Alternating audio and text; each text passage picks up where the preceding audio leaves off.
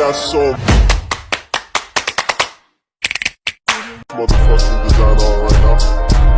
Bring it down, bring it down, make it clap. I got 3 old guys on the wall.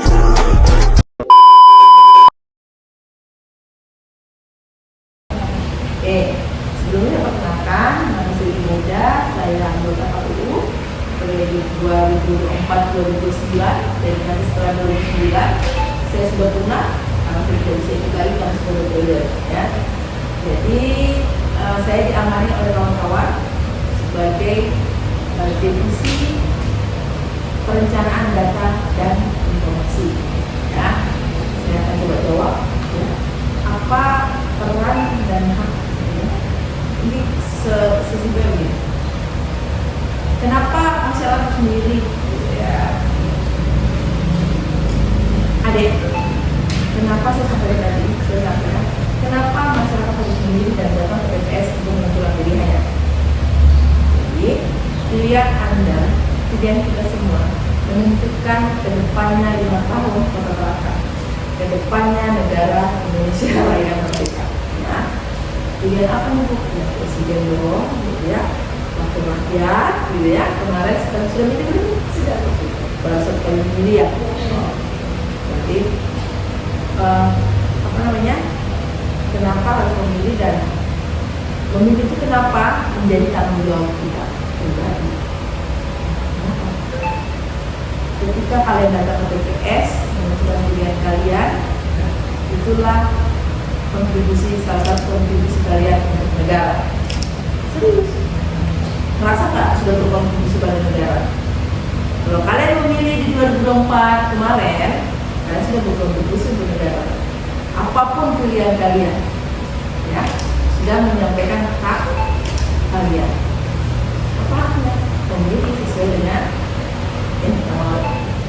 sesuai dengan pilihan kita, ya. Jadi ketika kalian salah pilih pemimpin, maka kebijakan-kebijakan depannya juga bisa saja dengan salah. Nanti ada pilihan, nggak usah milih ntar aku juga begini aja. Dan perubahan dari 5 tahun, ini perubahan tidak kita rasakan bersama. Misalnya ini. Beda halnya ketika yang memilih kita ini menang, beda. Menang, nyesel aku kemarin memilih dia, ternyata ada perubahan. Kita bahas itu lagi. Ketika kita yakin ada A yang pilihan lebih baik dan bisa merubah kebijakan di negara kita, kemudian kalian tidak dapat TPS dan memilih. Berkurang lagi milih dia, kalah lah dia. Benar nggak? Seandainya kalian dulu milih, bisa tidak menutup kemungkinan yang tadi kita orang yang baik dan bisa berjuang untuk negara itu bisa menang, gitu. Karena kalian tidak memilih, orang memilih dan kurang satu suaranya. Harusnya kalau kalian memilih itu bisa dia menang. Tapi kalau kalian tidak datang berarti dia tidak menang. Dan harusnya dia bisa merubah kebijakan-kebijakan. Kebijakan apa sih? Kalau kita mahasiswa ya jelasnya kebijakan beasiswa, UKT diturunin. Nah itu tadi yang kita semua dan kalau ibu apa? Harga beras mahal, harga minyak mahal, kemudian listrik murah, harga gas murah, dan gas itu mudah didapat, itu ada sebagainya. Itu bagian dari hak-hak ketika kita menyalurkan aspirasi kita, menyalurkan pilihan kita ke kita. Jadi kalau nggak memilih dari perubahan, jangan protes, jangan bilang itu aku nggak milih, kalau nggak gini aja, salah. Jadi tanggung jawab kita sebagai warga negara itu adalah ketika ada pemilu, kita datang memilih. Taat pajak, tapi kita berbicara tentang pemilu. Berarti di pemilu itu tanggung jawab kita sebagai warga negara yaitu memilih dalam TPS. Untuk apa? Untuk perubahan, untuk hak kita ke depan. Itu ya. Apa sih gunanya kita memilih kalau ini ya kayak gitu ya. Lagi deh.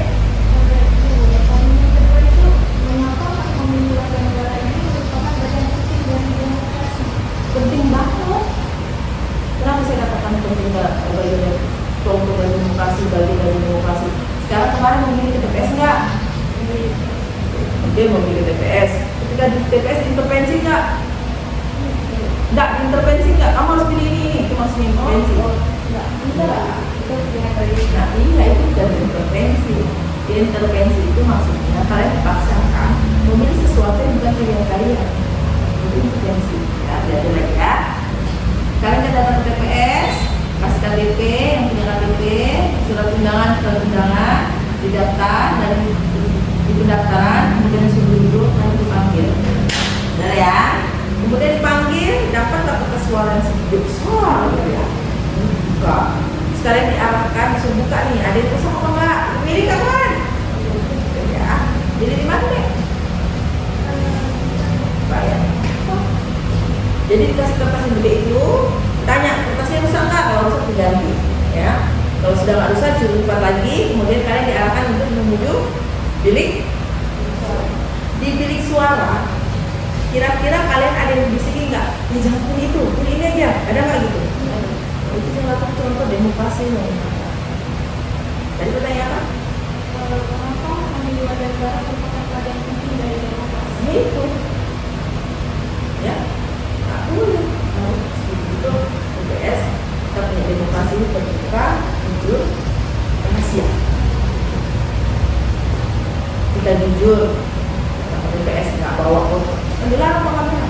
Jujur kita nggak boleh bawa kamera.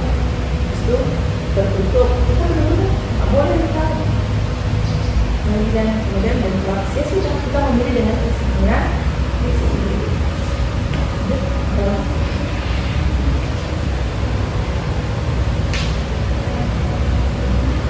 Bagaimana Pancasila berkaitan dengan demokrasi dalam konteks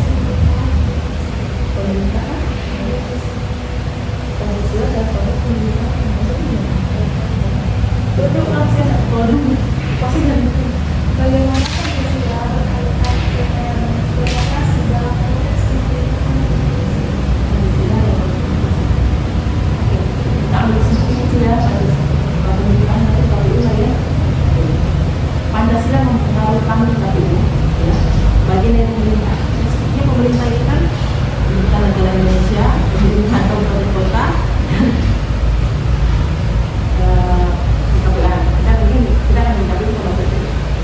Konsepnya kenapa mempengaruhi KPU itu? Dan kerja-kerja kami itu sangat berpengaruh sekali. Jujur, adil, terbuka. Kami harus jujur dalam melakukan tahapan-tahapan semua pemilu yang dilakukan. Pemerintah juga begitu, dia harus jujur dengan semua kegiatan-kegiatan pemerintah, maksudnya proses dalam mengambil keputusan pemerintahan ini. Ya. Kemudian yang kedua, dia harus terbuka. KPU harus terbuka menyampaikan semua tahapan dan apa tahapan-tahapan kepada peserta politik, dalam politik, baik peserta politik maupun peserta pemilu itu kemarin peserta presiden. Kemudian memperlakukan sama kepada politik dan peserta pemilu. Sama seperti apa? Ini juga kita dalam proses ini. Pemerintah harus memperlakukan sama yang sama kepada yang kita konsep pemerintah ya, kepada masyarakat biasa dan orang setengah dan tinggi kaya. Dalam artian apa? Misalnya dalam pemerintahan, dalam pengurusan KTP sama.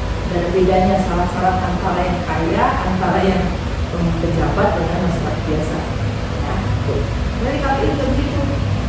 Tidak ada perbedaan antara partai A, partai B, dan partai C ketika kami memberi pelayanan. Senyum kami juga harus sama-sama antara A, B, C, dan D harus sama. Pemberian informasi juga harus sama antara A, B, C, partai politik, peserta politik. Semua yang harus sama. Saya yakin pemerintah juga seperti itu. Dalam pelayanan pemerintah harus sama perlakuannya kepada masyarakat desa dan pejabat. Informasi yang disampaikan juga harus sama. Contohnya saja salah satu pelayanan peserta, misalnya pemerintah ya, pemerintahan kesehatan atau bansos ya. Kemudian bansos itu harus sama pelayanannya. Informasi juga harus sama ya. Informasi bansos yang dapat bansos ada bla bla bla bla bla orang yang begini. Informasi harus sama di antara disampaikan dari ringkas sampai dengan sampai apa? Dari Juwata sampai dengan Kampung 4 itu harus sama informasi yang disampaikan pemerintah ke masyarakat untuk penerimaan bansos. Dan pemberian bansos juga harus sesuai dengan aturan-aturan. Aturan-aturan itu diberlakukan di satu yang berlaku dengan yang lain. Jadi kalau diperhatikan sudah dijelaskan itu melandasi apa? Adil, masalah jujur, ya, terbuka, dan tidak sih. Ada lagi? Bagaimana prinsip kebebasan berpendapat dalam Pancasila mendukung hak memilih pemimpin secara demokratis? Pendapat, Bagaimana prinsip kebebasan berpendapat dalam Pancasila mendukung hak dan memilih pemimpin secara demokratis? nah, pendapat. Semua orang bisa berpendapat, semua orang bisa berpendapat. Contohnya kalau di Indonesia, semua orang bisa menyalahkan diri lah. Itu contohnya gitu, semua orang bisa menyalahkan diri menjadi bupati, wali kota, gubernur, caleg, presiden, ya. Ini juga bisa. Menjadi caleg juga bisa. Menjadi calon di DPR juga bisa. Menjadi presiden juga bisa. Menjadi wali kota, gubernur juga bisa. Bupati juga bisa. Itu bagian dari demokrasi. Semua pun bisa. Nah, yang terakhir tadi apa ya? Pemilih. Dalam memilih pemimpin secara demokratis dan Ya, itu sama haknya. Kita boleh. Dalam memilih pemimpin, kita juga punya hak kebebasan untuk memilih. Siapapun boleh kita pilih. Ya, siapapun boleh kita pilih. Tapi ada syarat dan aturan tertentu. Jadi orang itu terdaftar menjadi calon orang itu terdaftar dari presiden, gubernur, caleg dan sebagainya. Kalau dia tidak mendaftar kan kita tidak bisa pilih jadi pemimpin, ya. Jadi kita dibebaskan memilih. Dalam wali kota ini ada 4 misalnya, kita bebas memilih siapapun yang menurut kita baik. Makanya saya dari kata saya sampai di awal, tidak ada intervensi dari manapun dan tidak boleh orang intervensi di yang kalian. Saya bapak, mama, anak, paman, beda apa? Itu kan bagian dari demokrasi untuk memilih pemimpin kita. Itu yang maksudnya ya. Kalian bebas memilih dengan siapa memilih. Sama halnya kalau berteman, kalian bebas berteman dengan siapapun sesuai dengan pilihan kalian. Mau berteman sama dia, sama dia itu hak kalian. Sama dengan memilih pemimpin. Kalian memilih pemimpin A, itu hak kalian. Pemilih B, itu hak kalian. C juga hak kalian. Jelas pastikan pilihan kalian adalah pilihan yang terbaik. Tidak. Ada lagi? Terus ada yang bisa bantu lagi?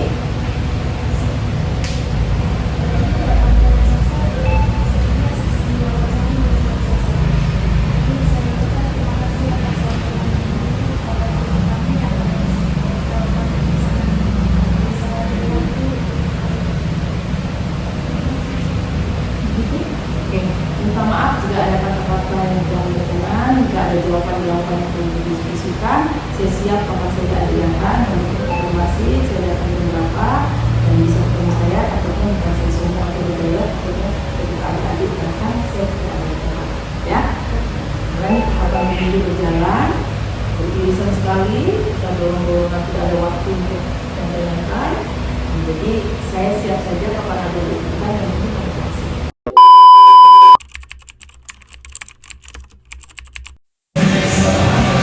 Assalamualaikum warahmatullahi wabarakatuh. Perkenalkan izin wawancara terkait nilai-nilai Pancasila dan juga demokrasi di Indonesia. Ya, silakan. Nah, jadi menurut kakak nilai-nilai Pancasila di Indonesia ini apakah sudah diterapkan dengan baik atau tidak? Untuk di Indonesia saat ini mungkin 50% sudah diterapkan, namun 50% lagi masih banyak lagi hambatannya. Untuk sila pertama yaitu saya akan menjelaskan ketuhanan yang Maha Esa. Jadi toleransi kita dalam beragama itu sudah diterapkan. Namun tantangannya itu yang pertama yang saya tahu ya, soalnya ada oknum yang menistakan agama. Lalu yang kedua, kemanusiaan yang adil dan beradab itu sudah diterapkan. Misalnya kita menghormati sama warga. Namun tantangannya yaitu keadilan untuk penegakan hukumnya di Indonesia masih kurang. Yang ketiga, persatuan Indonesia.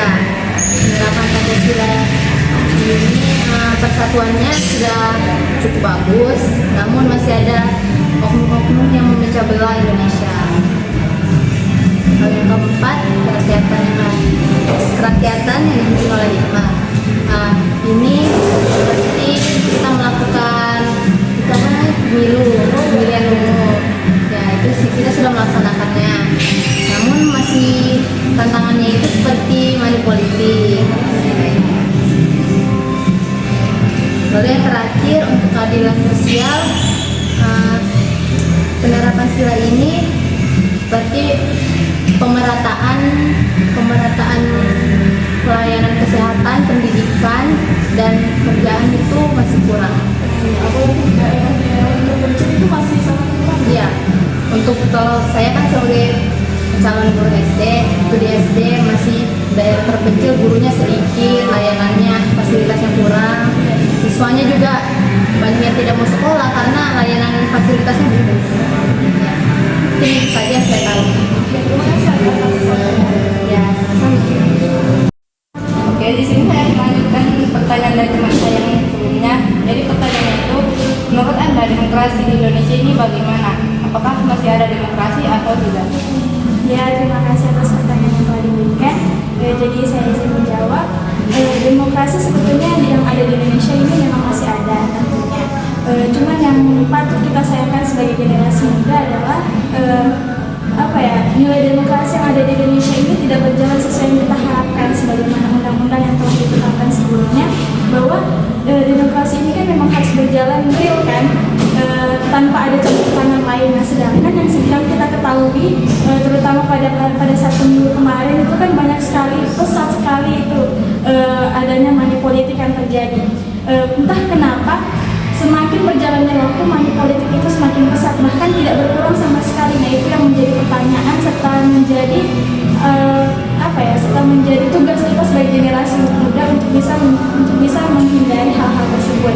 Nah, di sini saya ingin menjelaskan money politik yang kemarin itu kan sudah mencoreng nilai demokrasi yang ada di Indonesia, karena banyak sekali masyarakat di luar sana yang entah dipengaruhi oleh faktor kebutuhannya secara finansial atau mungkin karena kurangnya wawasan mereka terhadap demokrasi yang ada di Indonesia.